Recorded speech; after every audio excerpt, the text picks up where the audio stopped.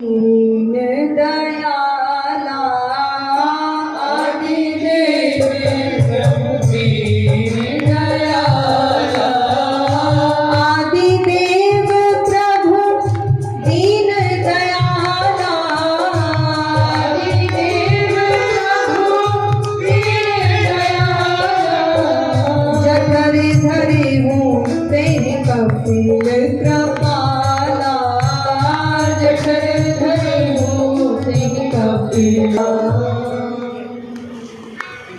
कपिल भगवान का आगमन हुआ। देवहूति मैया ने, करदम जी ने, दोनों ने कपिल भगवान का स्वागत किया।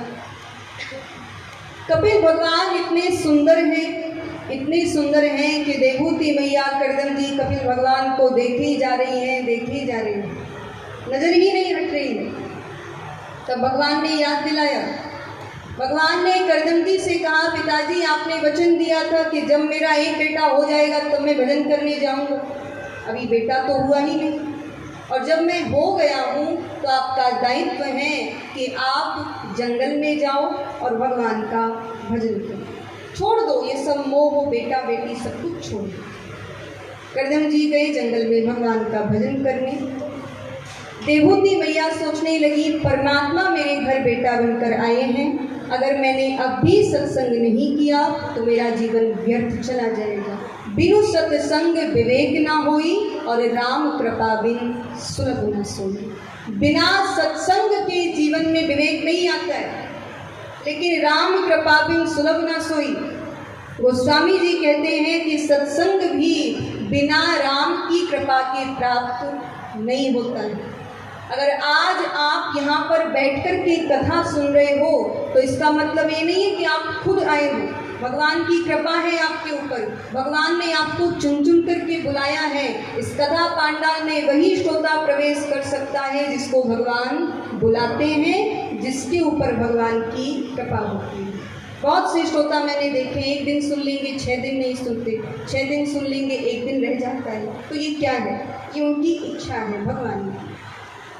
तो देवहूति मैया सोचने लगी कि जब साक्षात परमात्मा मेरे घर बेटा बनकर आए हैं तो मुझे सत्संग करना चाहिए। एक सिंहासन सजाया, उस पर भगवान कपिल को बिठाया और जैसे ही पैर छूने लगी भगवान ने हाथ पकड़ लिया। भगवान ने कहा कि माँ, आप मेरी माँ हो, मैं आपका बेटा हूँ और आप मेरे पैर छूती हो। देवहूति ने कहा कि प्रभु, आप मेरे बेटा हो और मैं आपकी माँ हूँ कि आप सारे जगत के पिता हो। कपिल देव जी ने पूछा, माँ आप क्या चाहती हो? देवहूति ने कहा, प्रभु मैं घर में रहते रहते इन विषयों का सेवन करते करते अब मैं नरक की ओर जा रही हूँ। उन्होंने पूछा, मरने के बाद बंधन शरीर का होता है या आत्मा का होता है? सुख दुख मन को होता है या आत्मा को होता है? सुख दुख क्या है और बंधन मोक्ष क्या है? कपिल भगवान कहते हैं कि माँ सीधी सी बात है, मन से मान लो तो सुख है, मन से मान लो तो दुख है। जिसने अपने मन को संसार से हटा करके, संसार की छोटी छोटी वस्तुओं से हटा करके भगवान में लगा दिया, उसे ना सुख है ना दुख है, परम शांति की प्राप्ति उसे हो जाती है।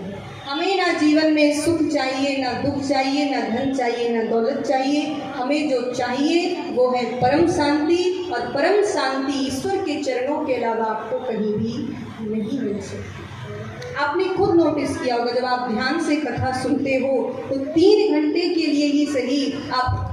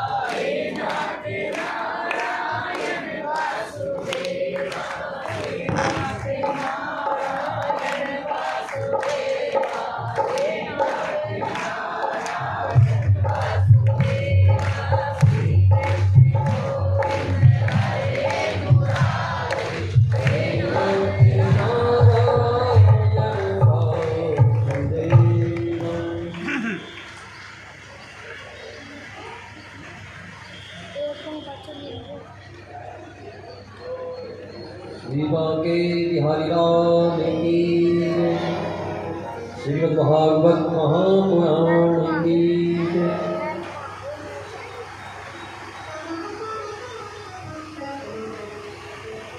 बोली वृंदावन बिहारी लाल की।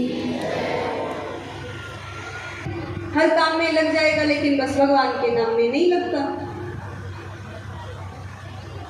तब कपिल भगवान कहते हैं कि माँ उसका सबसे सरल साधन है, बोले संतों का संग करो।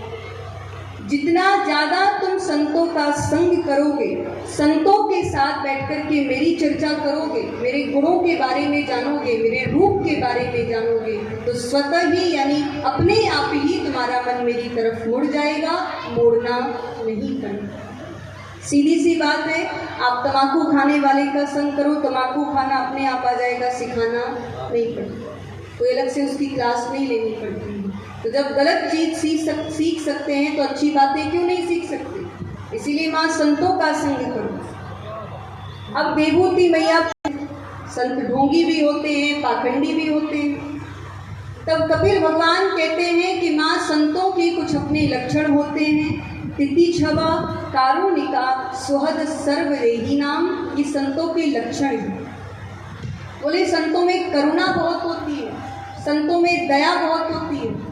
सच्चे संत को अगर आप माला पहना दोगे तो ज़्यादा प्रसन्न नहीं होगा, और धक्के मारकर भगा दोगे तो क्रोधी भी नहीं होगा, दुखी भी नहीं होगा। एक सच्चे संत को क्रोध तो आ ही नहीं सकता, जिसको बात बात पर क्रोध आ जाए वो संत नहीं है, वो पाखंडी है। दूसरा कपिल भगवान कहते हैं कि माँ संत आजाद शत्रु होता है। बोले जो सच्चा संत होगा उसका समाज में कोई भी शत्रु नहीं हो सकता। और शत्रु क्यों नहीं होता है, गोस्वामी जी लिखते हैं, सियहि राम मैं सब जग जान